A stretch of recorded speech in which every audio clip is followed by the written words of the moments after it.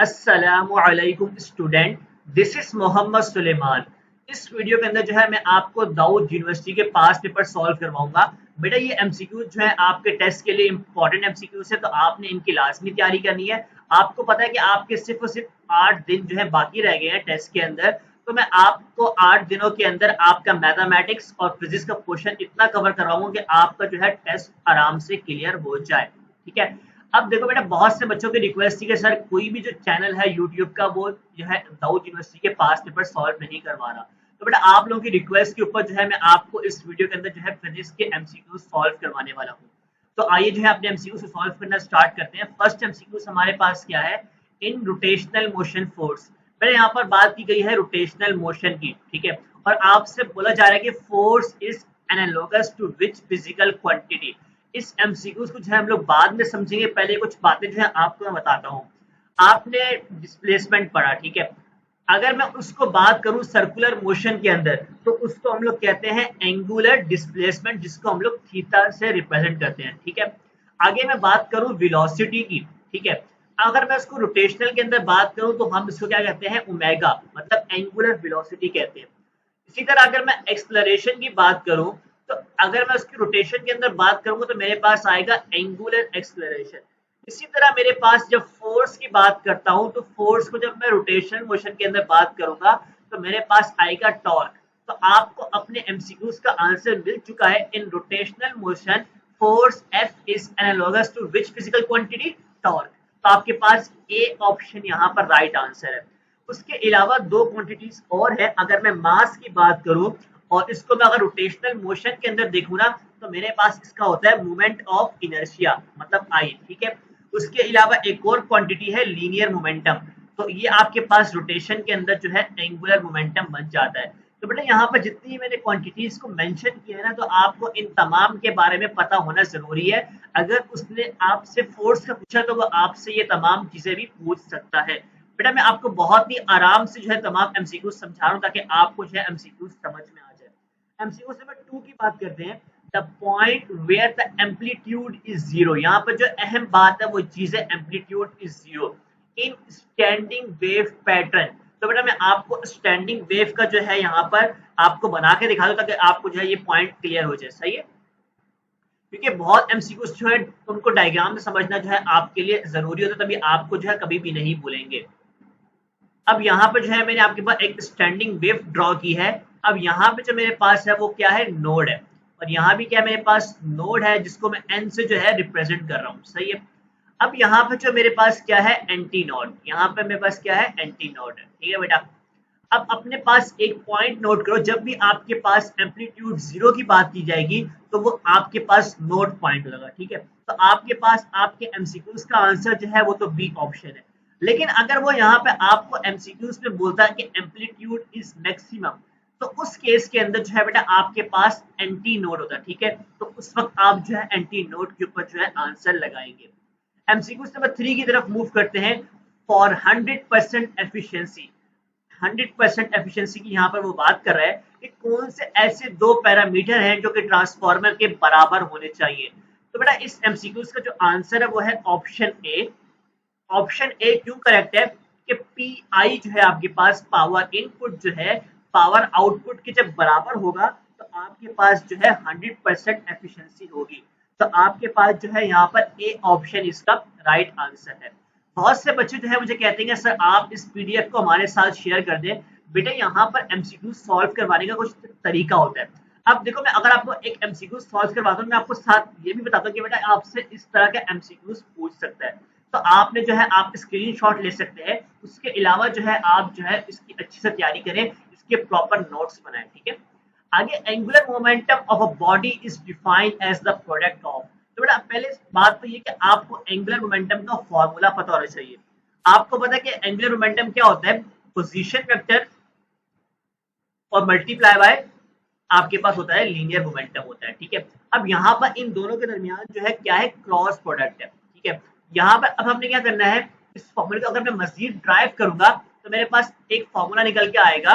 वो क्या होगा, मेरे पास मोमेंट ऑफ इनर्शिया और मेरे पास होगा एंगुलर वेलोसिटी होगा। ठीक है, तो अब देखो यहाँ पे आपके पास दो फॉर्मूलास आ चुके हैं एंगुलर मोमेंटम के।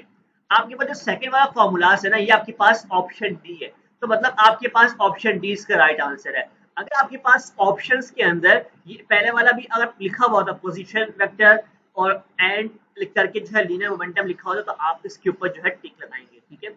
आगे हमारे पास एमसीक्यू नंबर 5 की बात करूं, तो बोला जा रहा है कि कौन सी ऐसी डिवाइस है जो कि कन्वर्ट करे डीसी को एसी के अंदर, ठीक है। तो बेटा यहाँ पर आपको मैं अगर लिख के दिखाता हूँ कि डीसी को अगर आपने एसी में कन्वर्ट करना है, तो वो जो डिवाइस यहाँ पर यूज की जाती है उसका नाम है आपके पास इन्वर्टर, ठीक है, इन्वर्टर भी कहते हैं, और उसके अलावा जो है हमारे पास ऑस्किलेटर भी होता है, सही है। अगर यहाँ पर वो आपसे बोलता है इसका रिवर्स केस, मतलब एसी से डीसी की बात करता, तो उस केस के अंदर जो है आपके पास क्या होता है, यहाँ पर रेक्टिफायर जो आपके पास इसका राइट आंसर होता। अब आपके पास इसके अंदर दो ऑप्शन, ठीक है, एक आपके पास इन्वर्टर का, एक आपके पास ऑस्किलेटर का। बेटा अगर ये एमसीक्यू जो है आता है आपके टेस्ट के अंदर, ये एमसीक्यू बहुत दफा रिपीट हुआ है, मैं आपको बता रहा हूँ, तो ये आपके पास जो है इन्वर्टर का ऑप्शन होगा या तो फिर ऑस्किलेटर का होगा, ठीक है। तो दोनों ऑप्शन अगर एक साथ आते हैं तो वहां पर आपको बहुत का भी ऑप्शन वहां पर गिवन होगा। आगे एमसीक्यू नंबर 6 की बात करूंगा, तो यहाँ पे आपसे क्या बोला जा रहा था, average and instantaneous velocity will be equal when a body moves with dash velocity या एक्सेलरेशन। तो बेटा यहाँ पर आपके पास दो चीजों की बात की गई है, एवरेज की बात की गई है और इंस्टेंटेनियस वेलोसिटी की जो है बात की गई है। इन दोनों चीजों को जो है मैं आपको जो है एग्जांपल की हेल्प से समझाऊंगा। अगर मैं यहाँ पर ए पॉइंट लूं और बी पॉइंट ले लूं और यहाँ पे मैं क्या करूं, सी पॉइंट ले लूं, ठीक है। इसकी वेलोसिटी मैं बोलता हूँ कि मेरे पास है 3 मीटर पर सेकेंड, बी की मेरे पास वेलोसिटी है 3 मीटर पर सेकेंड, और इसी तरह मेरे पास सी की भी जो है 3 मीटर पर सेकेंड है। आपसे बोला जा रहा है कि आपने पहले एवरेज वेलोसिटी फाइंड करनी है। तो बेटा एवरेज वेलोसिटी के लिए क्या करते हैं हम लोग कि पहले तमाम वेलोसिटी का आपस में सम कर लो, तो आपके पास क्या हो जाएगा, 9 के बराबर आ जाएगा। और टोटल नंबर ऑफ वेलोसिटी कितनी है आपके पास, टोटल 3 है, तो आपने 3 से डिवाइड करवाया, आपके पास आंसर क्या आया, 3 मीटर पर सेकेंड आपके पास जो है एवरेज वेलोसिटी आ चुकी है। अब आपसे बात करते हैं इंस्टेंटेनियस वेलोसिटी की। बेटा ये आपके पास किसी भी पर्टिकुलर पॉइंट के ऊपर जो वेलोसिटी होती है ना, उसको हम लोग कहते हैं। अगर मैं ए पॉइंट की बात करूं, बी पॉइंट की बात करूं, सी पॉइंट की बात करूं, तीनों के ऊपर वेलोसिटी सेम है, तो सवाल की कंडीशन जो है हमारे पास फुलफिल हो चुकी है, हमारे पास एवरेज और इंस्टेंटेनियस वेलोसिटी जो है बराबर आ चुकी है। इसका क्या मतलब है कि बॉडी जो मूव कर रही थी वो यूनिफॉर्म वेलोसिटी के साथ मूव कर रही थी, तो आपके पास ए ऑप्शन इसका राइट आंसर है। यूनिफॉर्म वेलोसिटी का मतलब है बेटा कांस्टेंट वेलोसिटी के साथ, मतलब आप देख सकते हैं कि ए पॉइंट पे, बी पॉइंट पे, सी पॉइंट पे, तीनों पॉइंट के पास जो है इसके पास वेलोसिटी सेम थी।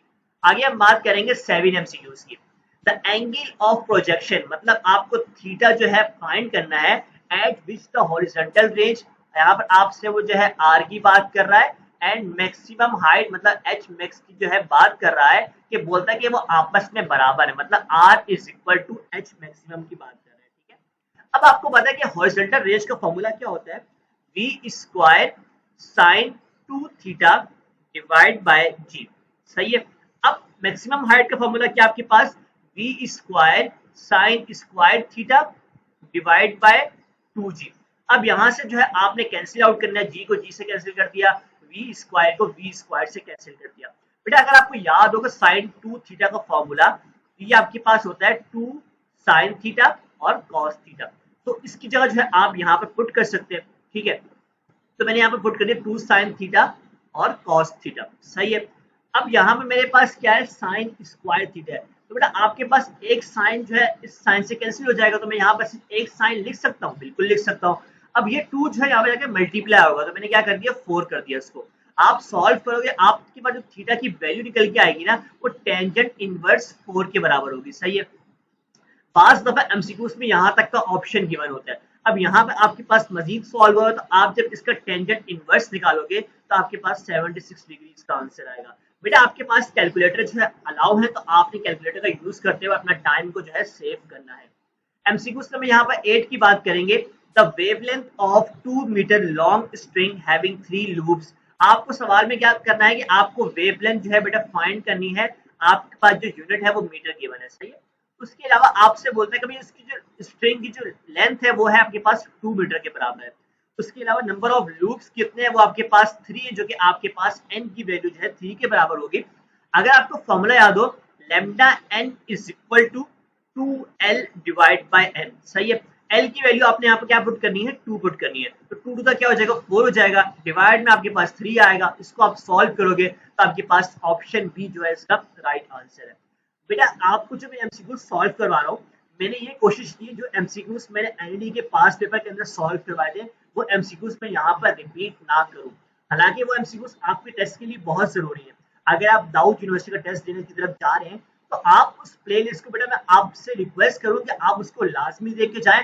आपके एमसीक्यू जो है बेटा रिपीट होंगे। आपको इस चीज का आइडिया है कि आपकी इंटरमीडिएट की बुक सेम है, तो चाहे आप एनईडी का टेस्ट दो, कराची यूनिवर्सिटी का दो, दाऊद का दो, तो एमसीक्यूज तो वही रहते हैं ना, इंटर की बुक से ही आने। तो आप उस प्लेलिस्ट को लास्ट में देखें। वो प्लेलिस्ट जो मैंने बनाई है बहुत ही एक अच्छे तरीके से जो है बनी हुई है, तो आपने उसको लास्ट में देखना है। ठीक है, एमसीक्यूज नंबर 9 की बात करते हैं। If an elevator contain a 50 kilogram box, बेटा आपको यहाँ पर मैथ्स गिवन है, फॉलिंग डाउनवर्ड, बेटा यहाँ पर डाउनवर्ड का वर्ड यूज किया गया, तो आपने इसको जो है अपने पास जो है इसको अपने माइंड में रखना है। ठीक है, आपके पास एक्सेलरेशन की वैल्यू यहाँ पर जो है a is equal to 2 metre per second square given है। आपको फाइंड क्या करना है, आपको यहाँ पे वेट फाइंड करना है। ठीक है, अगर आपको फॉर्मूला याद हो F is equal to m into g minus a, ये बड़ा ये फॉर्मूला आपके पास डाउनवर्ड के केस के अंदर यूज होता है।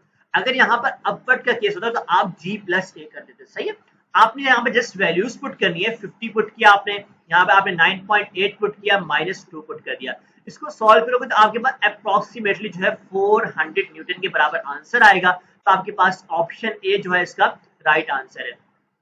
आगे 10 एमसीक्यूज की बात करते हैं कि mean square velocity of a molecule is proportional to dash. बेटा आपका first second year physics chapter number 11 से एमसीक्यूज है। अगर आपको एक फॉर्मूला याद हो, half m mean square velocity का square is equal to 3/2 kT होता है। सही है, इसमें आपसे बोला जाएगा कि भाई आपके पास जो मीन स्क्वायर वेलोसिटी है वो किसके प्रोपोर्शनल है, तो बेटा आपके पास एब्सोल्यूट टेम्परेचर का जो है प्रोपोर्शनल है। तो आपके पास ऑप्शन ए इसका राइट आंसर है। पास दफा ऐसा होता है कि वो सिर्फ टेम्परेचर का भी ऑप्शन देता है, एब्सोल्यूट टेम्परेचर का भी देता है, तो बेटा आपने एब्सोल्यूट टेम्परेचर पे जो है आंसर लगाना है। एमसीक्यूज नंबर 11 की बात करूं, which of the following unit is not a unit of energy. बेटा यहाँ पे आपके पास जो 4 ऑप्शन गिवन है इसके अंदर आपको जो है यूनिट बताए गए हैं, तो आपको बताना है कि कौन सा ऐसा यूनिट जो कि एनर्जी का नहीं है। अगर मैं एनर्जी के यूनिट की बात करूं तो मेरे पास होता है जूल। सही है, और जूल आपके पास बराबर होता है वॉट सेकेंड के। सही है, आपने ऑप्शन चेक करते हैं, इलेक्ट्रॉन वोल्ट जो है आपके पास एनर्जी का यूनिट है, तो इसका मतलब ये आपका ऑप्शन क्या हो जाएगा, गलत हो जाएगा। इसी तरह किलो वॉट आर भी आपके पास क्या एनर्जी का यूनिट है, और वॉट सेकंड की बात मैंने अभी कर ली है। तो आपके पास ये जो स्टार्टिंग के 3 ऑप्शन है ये आपके पास क्या है, एनर्जी के यूनिट है। तो मतलब आपके पास जो ऑप्शन डी आपका राइट आंसर है। आपको पता है कि वोल्ट जो है आपके पास एनर्जी का यूनिट नहीं होता। उसके अलावा एनर्जी का एक और यूनिट भी होता है जो कि आपके पास ब्रिटिश थर्मल यूनिट होता है। आगे यहाँ पे आप देख सकते हैं कि यहाँ पे मैंने एक लिंक प्रोवाइड किया है। बेटा इसका लिंक जो है मैं आपको डिस्क्रिप्शन में दूंगा। ये मेरा फेसबुक पेज का ग्रुप है। ठीक है, तो यहाँ इसको आपने लाजमी ज्वाइन करना है, यहाँ पर आपको तमाम यूनिवर्सिटी के एडमिशन की अपडेट जो है मिलती रहेंगी। एमसीक्यू नंबर 12 की बात करता हूँ कि where the value of G is greater. तो बेटा मैं आपको यहाँ पर डायग्राम की हेल्प से जो है थोड़ा बहुत समझाता हूँ। इतना अच्छा जो है मैं फिगर नहीं बना पा रहा, लेकिन इंशाल्लाह जो आपको एमसीक्यू समझ में आ जाएगा। सही है, अब ऐसा है कि आपके पास एक्स एक्सिस के अंदर जो है आपके पास क्या है, इक्वेटर है। सही है, और वाई एक्सिस में जो आपके पास क्या है वो है पोल। ठीक है, अब ये आपके पास है सेंटर ऑफ अर्थ। सही है, अगर मैं यहाँ से लेके यहाँ तक का जो है फास्ट रेडियस देखूं तो यहाँ पे मेरे पास आर है और यहाँ भी मेरे पास क्या है, आर है। ठीक है, अगर आप एक चीज नोट करें कि इक्वेटर तक का जो रेडियस है वो आपके पास क्या है, बहुत ज्यादा है, और पोल के अंदर जो आपके पास जो रेडियस है वो क्या है, बहुत कम है। सही है, अब आपने क्या बताया, आपने जी की वैल्यू बतानी है, तो आपको फॉर्मूला याद है, G is equal to G M E divide by R E का स्क्वायर। सही है बेटा, अब जहां पर आर की वैल्यू आपके पास कम होगी तो आपके पास जो है जी की वैल्यू क्या होगी, ज्यादा होगी। तो आपको अपना आंसर पता चलेगा भाई यहाँ पर आपके पास जो है जी की वैल्यू पोल के ऊपर क्या होगी, ज्यादा होगी। तो आपके पास ए ऑप्शन इसका राइट आंसर है। अगर वो यहाँ पे बोलता है कि भाई कि आपके पास वेट की वैल्यू कहाँ पर ज्यादा होगी, तो बेटा वेट का फॉर्मूला क्या होता है, W is equal to mg, मतलब जहां पर g की वैल्यू ज्यादा वहां पर वेट भी ज्यादा, तो मतलब आपके पास पोल के ऊपर क्या वेट भी ज्यादा होगा। 13 एमसीक्यूज के अंदर colored fringes formed in the layer of oil on water are due to which of the following phenomena? तो बेटा ये आपके पास कौन सा फिनोमिना होता है? ये आपके पास इंटरफेरेंस का फिनोमिना होता है। तो आपके पास ऑप्शन सी जो है इसका राइट आंसर है। एमसीक्यू से मैं 14 की बात करूंगा यहाँ पर मैं। तो आपके पास जो ए वेक्टर गिवन है ए आई के बराबर है और बी वेक्टर आपके पास बी जे के बराबर है। आपको ए डॉट बी फाइंड करना है। तो बेटा आपको यहाँ पर कुछ चीजें पता होनी चाहिए। अगर आपके पास सेम जो है मतलब आई डॉट आई के दरमियान में आप डॉट प्रोडक्ट लो तो वो आपके पास 1 के बराबर होता है। लेकिन अगर आपके पास डिफरेंट आ जाए तो उसका मतलब वो क्या आपके पास 0 के बराबर होगा। अब यहाँ पर देखो, यहाँ पे आपके पास आई है और यहाँ आपके पास जे है। आप इसका डॉट प्रोडक्ट जब निकालोगे तो आपके पास जाहिर है डिफरेंट आ गए, तो मतलब आपके पास क्या आंसर आएगा? 0 आंसर आएगा। तो आपके पास ऑप्शन बी इसका राइट आंसर है। अगर यहाँ पे वो आपसे ए क्रॉस बी पूछता तो बेटा ए क्रॉस बी के अंदर आपके पास आई क्रॉस जे जो है वो के बराबर होता है, सही है। तो इसका मतलब है कि आपके पास ए बी के जो है वो राइट आंसर होगा जब वो आपसे ए क्रॉस बी की बात करेगा। 15 एमसीक्यूज की बात करते हैं। टू सिमिलर चार्जेस, मतलब आपके पास दो चार्जेस हैं Q1 और Q2, दोनों आपस में जो है बराबर है क्योंकि सिमिलर की बात कर रहे हैं। Repel each other with a force of 32 exponent power 4 newton, मतलब आपके पास फोर्स की वैल्यू गिवन है यहाँ पर and the distance between them is 2 metre. आपको जो है आर भी जो है गिवन है, जो कि दरमियान का डिस्टेंस है वो क्या है? 2 मीटर है। यहाँ पे बेटा यहाँ पर जो चेंज लिखा हुआ है ये आपके पास क्या है? चार्ज है, सही है। तो आपको जो है बेटा अमाउंट ऑफ चार्ज फाइंड करना है और आपको ईच बॉडी का करना है, सही है। अब फॉर्मूला आपके पास क्या होता है? F इज इक्वल टू के Q1 Q2 divide by are square, सही है। अब ये Q1 Q2 एक ही चीज है, तो इसको मैं यहाँ पर जो फॉर्मूला मेरे पास निकल के आएगा वो बराबर होगा मेरे पास square root of F R square divide by k, सही है। ये आपके पास कांस्टेंट है, बाकी दोनों आपके पास जो है वैल्यूज गिवन है, आपने पुट करना है। तो आपके पास जो Q का आंसर आएगा वो 1.19 एक्सपोनेंट पावर -2 कूलम के बराबर होगा। आगे 16 एमसीक्यूज की बात करूं, if the mass of earth become 4 time large, तो वैल्यू ऑफ जी क्या होगी? तो बेटा फॉर्मूले से आपने इसको सॉल्व करना है। आपने यहाँ पर देखना है कि मास ऑफ अर्थ और जी के दरमियान का रिलेशन क्या है। तो दोनों के दरमियान जो है बेटा डायरेक्ट रिलेशन है, मतलब अगर आप मास को 4 टाइम इंक्रीज करते हो तो आपके पास जी की वैल्यू भी जो है 4 टाइम इंक्रीज हो जाएगी। तो आपके पास ऑप्शन बी जो है इसका राइट आंसर है। आगे 17 एमसीक्यूज की बात करो, the dimension of impulse are the same as that of dash. तो बेटा आपको अगर इम्पल्स का जो है पहले फॉर्मूला पता होना चाहिए। आपने एक फॉर्मूला पढ़ा था F is equal to delta P divide by T. अब यहाँ पर डेल्टा पी जो है ना आपके पास क्या है? इम्पल्स है। क्या है? इम्पल्स है। अब आप यहाँ से इसका यूनिट निकाल सकते हैं। तो अब मैं टाइम को जो है वहां पर लेके जाऊंगा तो force multiply by time is equal to delta p आ जाएगा। अब फोर्स की डायमेंशन आपके पास क्या होती है? तो एम एल टी पावर -2 होती है, सही है। और टाइम आपके पास क्या होता है? टी के बराबर होता है, सही है। तो अब जब इसको आप सॉल्व करोगे तो आपके पास डायमेंशन जो निकल के आएगी एम एल टी पावर -1 जो आपके पास इम्पल्स की डायमेंशन आई है। अब यहां से अगर मैं ऑप्शन डी को पिक करता हूं, आपके पास मोमेंटम क्या होता है? P is equal to mass into velocity. अब मैस क्या आपके पास कैपिटल M है, वेलोसिटी आपके पास क्या होता है? मीटर पर सेकेंड, मतलब L T -1। तो मतलब आपके पास दोनों की डायमेंशन जो है सेम आ चुकी है। तो आपके पास ऑप्शन डी इसका राइट आंसर है। यहाँ पर आप बाकी के 3 ऑप्शन जो है यहाँ पर आप करके देख सकते हैं, इन तीनों से आपके पास डायमेंशन जो है डिफरेंट आएगी। आगे 18 एमसीक्यू की तरफ मूव करेंगे। तो बेटा यहाँ पर आपके लिए जो मैं वीडियो बना रहा हूँ मेरे इसके अंदर काफी मेहनत लग रही है, तो आई होप आप इस वीडियो को लाइक करेंगे और अपने दोस्तों के साथ शेयर करेंगे। अगर आप हमारे चैनल पर नए हैं इसको आप सब्सक्राइब कर लें, तो बेटा इससे जो है मुझे मोटिवेशन मिलेगी। तो इस तरह जो है मैं आपके लिए मजीद वीडियोस बनाता रहूंगा। 18 एमसीक्यू में क्या बोला जा रहा है कि आपसे कि मैग्नेटिक फ्लक्स जो है आपके पास मैक्सिमम कब होगा? जब आपके पास एंगल जो है कितना होना चाहिए कि मैग्नेटिक फील्ड और वेक्टर एरिया के दरमियान का। तो बेटा सबसे पहले आपको फॉर्मूला पता होना चाहिए कि मैग्नेटिक फ्लक्स जो आपके पास वो बराबर होता है बी ए कॉस थीटा के, सही है। अगर आप यहाँ पर कॉस 0 पुट करते हो तो आपके पास आंसर आता है 1, सही है। तो इसका मतलब क्या है कि आपके पास 0 डिग्री के ऊपर मैग्नेटिक फ्लक्स जो क्या है मैक्सिमम होगा। तो आपके पास ऑप्शन ए इसका राइट आंसर है। अगर यहाँ पर सवाल में मिनिमम की बात कर दे तो उस केस के अंदर आप cos 90 पुट करोगे तो आपके पास आंसर क्या आएगा? 0 आएगा। तो मिनिमम केस के अंदर जो आपके पास एंगल होता है वो 90 डिग्री के बराबर होता है। आगे 19 एमसीक्यूज की बात करूं कि time period of second pendulum. आप बोलेंगे भाई सर ने तो यहाँ पे बहुत ही आसान एमसीक्यूज दे दिया, टाइम पीरियड सेकंड पेंडुलम का पूछ रहा है, वो 2 सेकंड के बराबर होता है। बेटा यहाँ पर मैं आपको साथ में जो है वो चीजें बताता हूँ जो कि आपसे जो है पूछ सकता है टेस्ट के अंदर। अब यहाँ पे वो बहुत दफा भाई फ्रीक्वेंसी की बात करता है और बच्चे जो है यहाँ पर गलत करके आते हैं, बच्चे जो है 2 हर्ट्ज पे लगा देते हैं। आपको पता है कि फ्रीक्वेंसी और टाइम पीरियड जो है आपस में इनका इनवर्स रिलेशन है, तो मतलब आपके पास इसका आंसर क्या होगा 1/2 होगा, जो कि आपके पास 0.5 हर्ट्ज के बराबर होता है।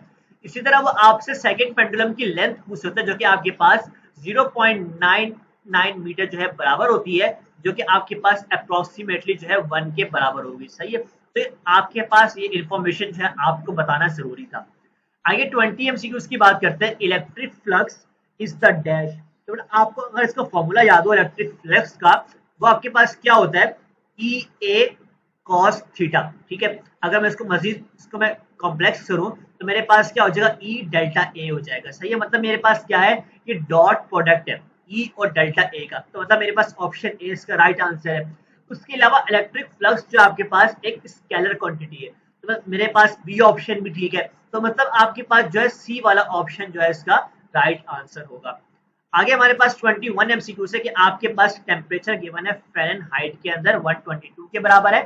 आपको क्या करना है, आपको केल्विन के अंदर जो है टेम्परेचर बताना है। तो यहाँ पर आपने बेटा कन्वर्जन यूज करनी है, वो क्या है आपके पास TF -32 divide by 9 is equal to TK -273 divide by 5। ठीक है, आपने जस्ट वैल्यू पुट करनी है TF की यहाँ पर, तो आपके पास T के जो आंसर निकल के आएगा वो बराबर होगा आपके पास 323 केल्विन के।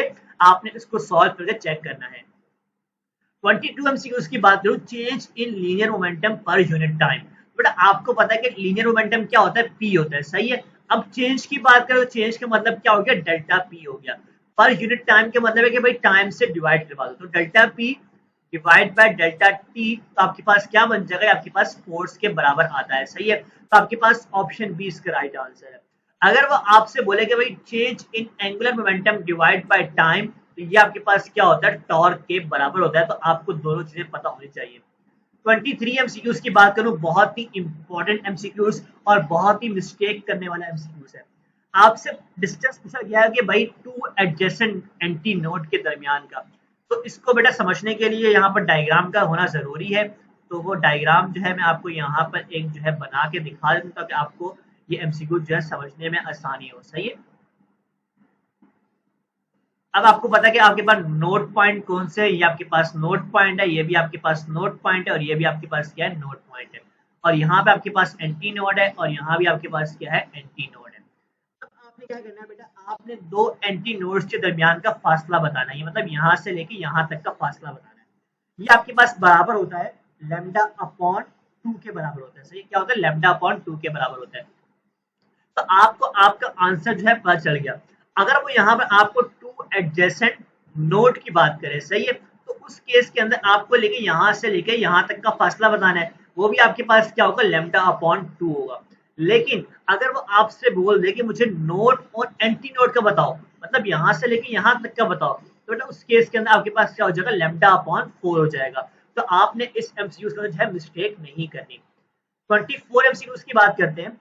Area under a curve in velocity time graph represent dash. तो बेटा अगर मैं यहाँ पर ग्राफ बनाऊं वेलोसिटी और टाइम के दरमियान का, एक्स एक्सिस में मेरे पास टाइम है और मेरे पास वाई एक्सिस में क्या है वेलोसिटी है। यहाँ पे मेरे पास जो एक स्ट्रेट लाइन है, अगर मैं यहाँ पर एरिया अंडर द कर्व की बात करूं तो ये मेरे पास क्या है डिस्टेंस को शो करता है। तो आपके पास ऑप्शन ए इसका राइट आंसर है। अगर वो आपको इसी एमसीक्यूज में बोलना है कि भाई स्लोप जो है वो किस चीज को रिप्रेजेंट कर रहा है, मतलब ये आपके पास स्ट्रेट लाइन जो है आपके पास क्या है स्लोप है। अब बेटे स्लोप जो है ना आपके पास ये रिप्रेजेंट कर रहा है एक्सलरेशन को, तो उस केस के अंदर आपके पास एक्सलरेशन जो है आपके पास राइट आंसर होगा। 25 एमसीक्यूज की बात करते हैं। Which of the following process supported of the corpuscular theory of light. बेटा इस एमसीक्यू से बच्चे मिस्टेक क्या करते हैं, उनको इस लफ्ज का मतलब नहीं पता होता।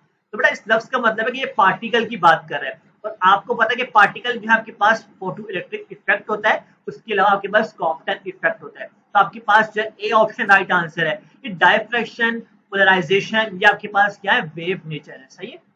26 एमसीक्यूज की बात करते हैं। 2 किलोग्राम एल्यूमिनियम, आपको मैस गिवन है एल्यूमिनियम का, और आपके पास टेम्परेचर T1 और T2 गिवन है। सही है। आपको क्या करना है, आपको हीट फाइंड करनी है, और आपके पास जो है कैलोरीज के यूनिट के अंदर आपने फाइंड करनी है। उसके अलावा आपको स्पेसिफिक हीट की वैल्यू यहाँ पर सवाल के अंदर जो है आपको 0.215 कैलोरी पर ग्राम गिवन है। अगर आपको फॉर्मूला याद हो, Q is equal to MC delta T के बराबर होता है। तो डेल्टा T आप लोग यहाँ से फाइंड कर सकते हैं, T2 माइनस T1 कर सकते हैं। M भी गिवन है आपके पास और C भी गिवन है। आपने वैल्यूज पुट करनी है, सॉल्व करना है, आपके पास जो आंसर आएगा वो 4.3 कैलोरी के बराबर होगा। सही है। तो आपने इसको खुद सॉल्व करके चेक करना है। 27 एमसीक्यू की बात करूं कि which of the following happen in adiabatic process. बेटा यहाँ पर एडियाबैटिक प्रोसेस की बात की जा रही है कि वो प्रोसेस होता है जिसके अंदर ना तो आपके पास हीट सिस्टम के अंदर आती है और ना ही उससे बाहर निकलती है। अगर ए ऑप्शन की बात करूं, यहाँ पर वो बोल रहा है कि नो हीट फ्लो, तो मतलब यहाँ पर आधी अधूरी बात कर रहा है, तो आपके पास ये गलत हो जाएगा। इसी तरह बी ऑप्शन की बात करूं तो यहाँ पर बोल रहा है कि no heat flow out of the system, तो ये भी गलत है। अब सी में बोला कि मैक्सिमम हीट फ्लो करेगी, नहीं भाई ऐसा तो है ही नहीं। आगे डी ऑप्शन में जो है आपके पास इसका राइट आंसर है। 28 एमसीक्यूज की बात करते हैं। Centripetal force acting on a body is given as. बेटा अगर आपको फॉर्मूला याद हो सेंट्रीपिटल फोर्स का, FC is equal to mv square divide by r होता है। सही है। अब v जो आपके पास क्या होता है, r ओमेगा के बराबर होता है। आपने डेरिवेशन की होगी बेटा सेकंड ईयर के फर्स्ट ईयर के अंदर। सही है। तो आपने यहाँ पे पुट कर देना इसको, क्या हो जाएगा आपके पास m r स्क्वायर, ओमेगा का स्क्वायर आ जाएगा, और डिवाइड में आपके पास क्या होगा, r होगा। तो r से r कैंसिल हो जाएगा, आपके पास क्या बचेगा, m r ओमेगा का स्क्वायर। तो आपके पास ऑप्शन बी जो है इसका राइट आंसर होगा। 29 एमसीक्यूज के अंदर the shaft of a motor at a constant angular speed, मतलब आपके पास ओमेगा जो है सवाल में गिवन है 3600 रेवोल्यूशन पर मिनट। ठीक है बेटा। अब आपने करना क्या है, सवाल के अंदर आपको एंगल फाइंड करना है, मतलब आपने क्या करना है, आपने थीटा फाइंड करना है, एंगुलर डिस्प्लेसमेंट। आपके पास टाइम गिवन है 1 सेकंड के बराबर। सबसे पहले आपने जो है इस यूनिट को जो है कन्वर्ट कर लेना है। अब कन्वर्ट करने के लिए आपने क्या करना है, आपने इसको रेडियन पर सेकंड के अंदर लेके आना है। तो आप क्या करोगे कि 3600 को पहले आप जो है मल्टीप्लाई करोगे 2 पाई के साथ, ताकि आपके पास रेडियन में आ जाए। अब सेकंड में करने के लिए आप क्या करेंगे, आप इसको 60 से डिवाइड करवा देंगे। ठीक है। इसको सॉल्व करोगे आपके पास आंसर आएगा 120 पाई रेडियन पर सेकेंड। अब ये आपके पास जो है कन्वर्ट हो चुका है रेडियन पर सेकेंड के अंदर। अब बेटा आपने सवाल में फाइंड करना थीटा। थीटा जो आपके पास फॉर्मूला क्या होता है, ओमेगा टी के बराबर होता है। सही है। टाइम आपके पास 1 था, तो इस वजह से जो आपके पास आंसर जो आएगा 120 पाई आएगा। तो आपके पास जो है बी वाला ऑप्शन इसका राइट आंसर है। सही है। 30 एमसीक्यूज की बात करते हैं। Gamma rays have dash. अगर यहाँ गैमा रेस की मैं बात करूं तो गैमा रेस में आपके पास ना तो कोई मास होता है, ना तो कोई आपके पास चार्ज होता है। तो आपके पास ऑप्शन ए इसका राइट आंसर है। उसके अलावा मैं कुछ आपको पॉइंट्स गैमा रेस के बारे में बताता हूँ, तो आप उसको अपने पास नोट कर ले। गैमा रेस जो आपके पास क्या होती है, इलेक्ट्रोमैग्नेटिक वेव होती है। तो बेटा आपके पास इस तरह का भी एमसीक्यू है वो आपसे पूछ सकता है। उसके अलावा जो गैमा रेस आपके पास होती है, कि आपके पास क्या होती है, फोटोन भी होती है। तो आप इसको भी अपने पास नोट कर लो। अगर वो आपसे यहाँ पर बीटा रेस की बात करे, तो बीटा रेस जो है बेटा आपके पास दो केस हो सकते हैं, एक बीटा पॉजिटिव हो सकता है और एक आपके पास बीटा नेगेटिव हो सकता है। आपसे वो किस तरह पूछ सकता है जब यूज के बेटा, जो बीटा पॉजिटिव होता है ना, उसके अंदर आपके पास जो एटॉमिक नंबर होता है ना, वो डिक्रीज होता है बाय 1। ठीक है। और यहाँ पर बीटा नेगेटिव के केस के अंदर आपके पास एटॉमिक नंबर जो है ना, वो इंक्रीज होता है बाय 1। ठीक है। तो आपके पास इस तरह के एमसीक्यूज पूछ सकता है बीटा रेस से। सही है। आगे हम बात करूं 31 एमसीक्यूज की। Faraday's law of electromagnetic induction relates EMF to dash. तो बेटा आपके अगर फॉर्मूला याद हो आपके पास, EMF is equal to N delta phi divide by delta T. तो मतलब क्या आपके पास चेंज ऑफ मैग्नेटिक फ्लक्स जो आपके पास राइट आंसर है, तो ऑप्शन बी इसका करेक्ट आंसर होगा। 32 एमसीक्यूज की बात करूं, a convex lens of 20 centimetre focal length, मतलब आपको एफ गिवन है, is used to form an erect image. बेटा यहाँ पर इरेक्ट इमेज की बात की तो मतलब आप क्यू की वैल्यू जो है नेगेटिव लोगे, which is twice as large as the object. मतलब क्यू जो है आपके पास -2p के बराबर है। आपको फाइंड क्या करना है, आपको पोजीशन ऑफ द ऑब्जेक्ट बताना है, मतलब आपको जो है सवाल में p जो है फाइंड करना है। लेंस का फॉर्मूला आपके पास क्या होता है, 1/f is equal to 1/p plus 1/q होता है। अब 1/f मेरे पास क्या है, 1/20 मैंने पुट कर दिया इज इक्वल टू 1/v वैसे रहेगा, और यहाँ पे मेरे पास क्या आ जाएगा, 2p आ जाएगा। इसको आप सॉल्व करोगे, आपके पास जो p की वैल्यू निकल के आएगी वो 10 सेंटीमीटर के बराबर होगी। आपने इसको सॉल्व करना है। 33 MCQ की बात करूं, अगर मैं AC जनरेटर को कन्वर्ट करूं DC जनरेटर के अंदर, तो मैं स्लिप रिंग को जो है किस चीज से रिप्लेस करता हूं, तो बेटा मैं इसको जो रिप्लेस करता हूं वो स्प्लिट रिंग से करूंगा, सही है। अब होता क्या है कि भाई ऑप्शन जो है उन लोगों ने ऐसे दे दिए कि उसमें स्प्लिट रिंग का कोई नाम ही नहीं आ रहा, तो बच्चे गलत करके आते हैं। बेटा यहाँ पर जो ऑप्शन सी है ना, कम्यूटेटर, ये आपके पास स्प्लिट रिंग ही है, तो आपके पास ऑप्शन सी जो है इसका राइट आंसर होगा। 34 MCQ की बात करूं, it is seen that there is no flow of energy in the case of dash. तो बेटा कौन सी ऐसी वेव है जिसके अंदर जो है आपके पास एनर्जी का फ्लो नहीं होता, तो वो आपके पास है स्टैंडिंग वेव, सही है। तो आपके पास ऑप्शन डी राइट आंसर है। अगर स्टैंडिंग वेव की जगह आपके पास स्टेशनरी वेव लिखा होता है ना, तो वो भी जो आपके पास क्या होता है, राइट आंसर होता। 35 MCQ की बात करूंगा मैं यहाँ पर, if the direction of current is upward. यहाँ पर जो चीज नोट करने की कि आपसे बोला जा रहा है करंट की डायरेक्शन है वो क्या है, अपवर्ड है, सही है। आपको डायरेक्शन बतानी है, मैग्नेटिक फील्ड की बतानी है, तो बेटा इसके लिए आपने अपने हाथ का यूज करना है, ठीक है। अपने हाथ का जो आपके पास जो अंगूठा है ना, इसको आपने ऊपर अपवर्ड की तरफ रखना, ठीक है। ये आपके पास शो कर रहा है, करंट को शो कर रहा है। अब आपके पास जो 4 उंगलियां हैं, आपने उसको जो है कर्ल करना है, और ये आपने अपना सीधा हाथ लेना है, उल्टा हाथ नहीं लेना, ठीक है। जब आप कर्ल करेंगे ना, तो वो आप एंटी क्लॉक में करेंगे, सही है। तो इसका मतलब क्या है, जब आपके पास करंट अपवर्ड के अंदर होता है, तो आपके पास जो मैग्नेटिक फील्ड होती है वो क्या होती है, एंटी क्लॉकवाइज डायरेक्शन के अंदर होती है। इसी तरह अगर वो आपको बोले कि भाई करंट जो है मेरे पास क्या है, डाउनवर्ड केस के अंदर है, अब आपने क्या करना है, अब आपने अपने हाथ का अंगूठा जो है नीचे की तरफ मूव कर लेना है, जमीन की तरफ, सही है। तो अपने आप में 4 उंगलियों को मोड़ना है। अब जब आपकी 4 उंगलियों को आप मोड़ेंगे, तो आपके पास जो है क्लॉक वाइज डायरेक्शन आएगी, तो आपके पास जो मैग्नेटिक फील्ड होगी वो क्लॉक वाइज डायरेक्शन के अंदर होगी। आगे 36 MCQ की बात करूं, यहाँ पर आपसे बोला जा रहा है कि भाई to convert a galvanometer into ammeter. बेटा इसको डायग्राम की हेल्प से समझ जाता हूं मैं आपको। आपके पास एक गैल्वेनोमीटर है, आपने इसको कन्वर्ट करना है एम मीटर के अंदर, तो आपने क्या किया, आपने एक रेजिस्टर जो है इसके साथ लगा दिया, और वो किस में लगाया है, आपने पैरेलल के अंदर लगाया है, ठीक है। तो आपके पास अब देखो ये दोनों ऑप्शन जो है सीरीज के अंदर है, तो मतलब ये तो गलत हो गया, सही नहीं। आपने रजिस्टर जो लगाया है वो किस में लगाया है, पैरेलल के अंदर लगाया है। अब 2 ऑप्शन आपके पास आ रहे हैं, पैरेलल के आ रहे हैं, तो बेटा यहाँ पे आप रजिस्टर यूज कर रहे हो ना, ये बहुत ही कम रेजिस्टर, मतलब लो रेजिस्टेंस है इसकी, तो आपके पास ऑप्शन सी इसका राइट आंसर है। बहुत दफा जो है वो यहाँ पर शंट रेजिस्टेंस का लफ्ज यूज करेगा, तो आपके पास वो ऑप्शन जो है इसका राइट आंसर होगा।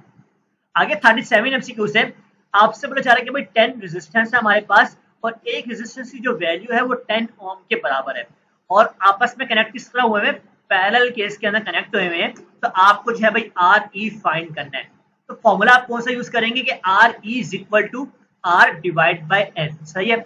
आर आपके पास क्या 10 ओम के बराबर है, तो आपने 10 ओम लिख दिया। अब एन क्या आपके पास नंबर ऑफ रेजिस्टेंस कितनी है, वो 10 के बराबर है, तो आपने 10 से डिवाइड करवाया, तो आपके पास आंसर जो है 1 ओम के बराबर आएगा। ये आपके पास कब होगा, जब आपके पास पैरेलल का केस होगा, ठीक है। 38 MCQ की बात करते हैं, which of the following is the best conductor of electricity.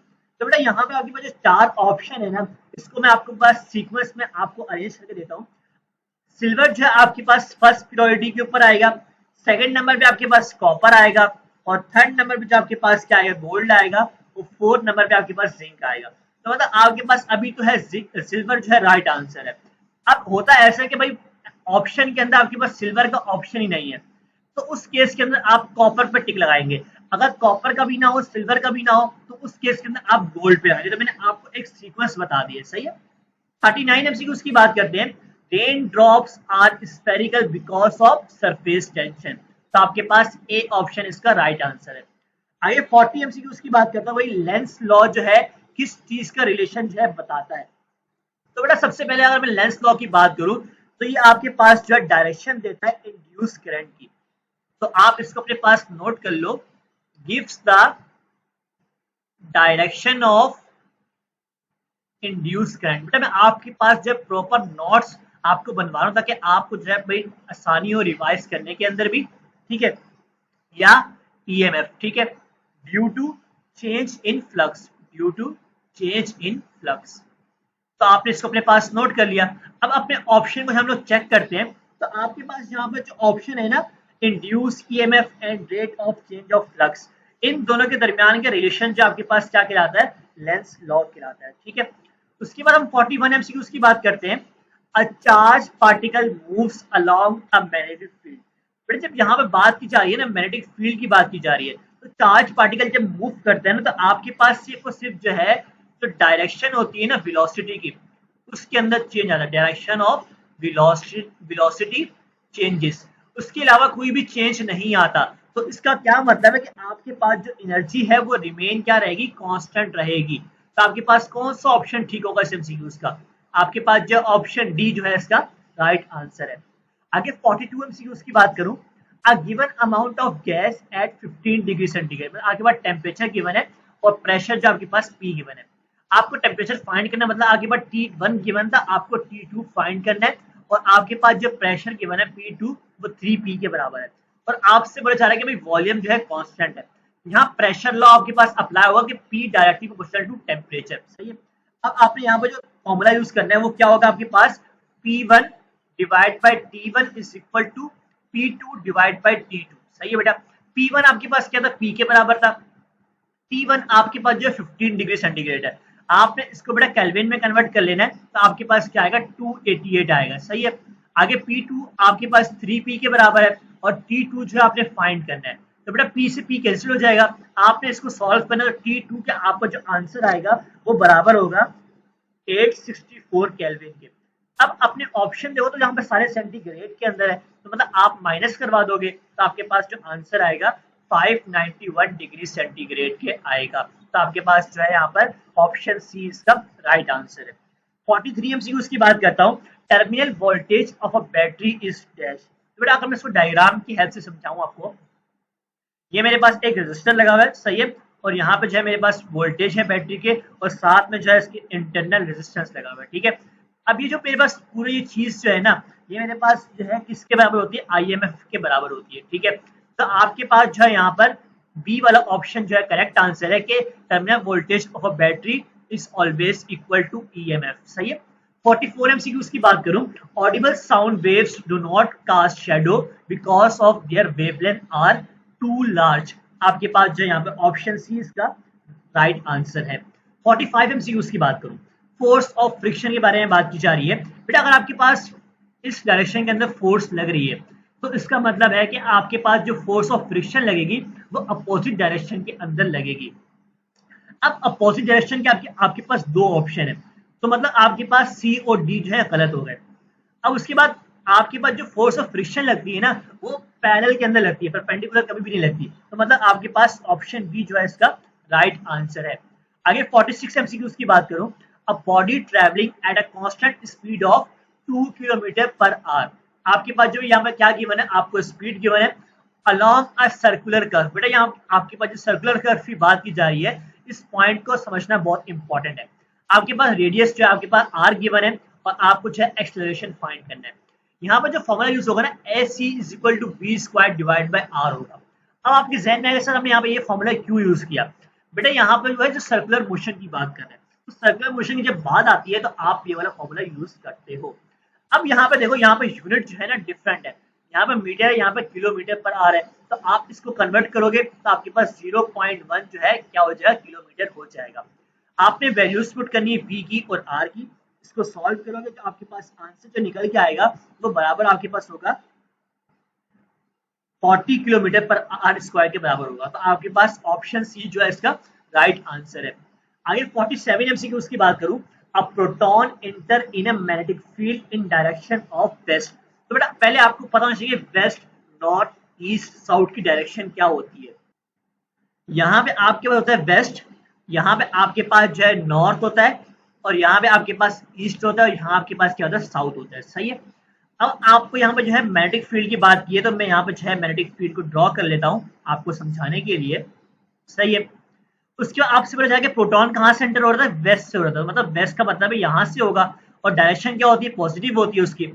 अब आपको पता चला कि मैग्नेटिक फील्ड है ना, ये आपके पास डाउनवर्ड एक्ट कर रही है, आपको बताना कि फोर्स जो लग रही होगी प्रोटॉन के ऊपर वो किस डायरेक्शन में लग रही होगी। तो बेटा जो फोर्स जो लग रही होगी ना वो आपके पास अपवर्ड लग रही होगी, मतलब नॉर्थ में लग रही होगी। तो आपके पास ऑप्शन ए जो है इसका राइट आंसर है। 48 एमसीक्यू की बात करूं, स्पीड ऑफ वेव जो आपके पास गिवन है, ठीक है, v गिवन है।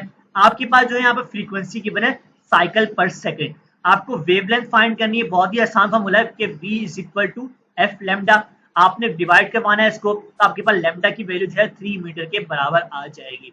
आगे 49 एमसीक्यू से हमारे पास क्या है, minimum amount of energy required by an electron to escape from a metal surface. तो बेटा ये आपके पास क्या है, वर्क फंक्शन की डेफिनेशन है, ठीक है। वो कम से कम एनर्जी जो कि रिक्वायर्ड होती है इलेक्ट्रॉन को एस्केप करवाने से मेटल सरफेस से। इसका फॉर्मूला आपके पास क्या होता है, is equal to H frequency. तो बेटा इसको अपने पास जो नोट कर लो 49 एमसीक्यूज को। आगे हमारे पास लास्ट एमसीक्यूज है कि पोटेंशियोमीटर जो है ये डिवाइस किस चीज के लिए यूज की जाती है। तो भैया आपके पास जो है वोल्टेज को मेजर करने के लिए यूज की आती है, तो आपके पास ऑप्शन सी इसका राइट आंसर है। उसके अलावा जो है अगर मैं आपको मजीद डिटेल दूं उसके बारे में, तो ये आपके पास जो है कंपेयर करती है, compare the EMF of two cell. तो आपके पास ये भी जो अगर ऑप्शन होगा तो आप इसके ऊपर जो है मार्क करेंगे। तो यहाँ पर बेटा मैंने आपको 50 एमसीक्यू सॉल्व करवा दिया। अगर आप इस वीडियो को लाइक भी करेंगे और अच्छी तरीके से देखेंगे तो इंशाल्लाह जो है मैं आपके लिए मजीद इस तरह की वीडियोस अपलोड करूंगा। तो आपने इस वीडियो को जो है बेटा आराम तसल्ली से देखना है, और आपने एनईडी की प्लेलिस्ट को जो है लाजमी देखना है। उसको मैं आपको बार बार आपसे कह रहा हूँ, तो आपके फायदे के लिए कह रहा हूँ। तो आई होप आप इस वीडियो को लाइक भी करेंगे और आपको ये वीडियो के एमसीक्यू जो है समझ में भी आए होंगे। Thank you for watching this video and subscribe Knowledge Pool for more videos.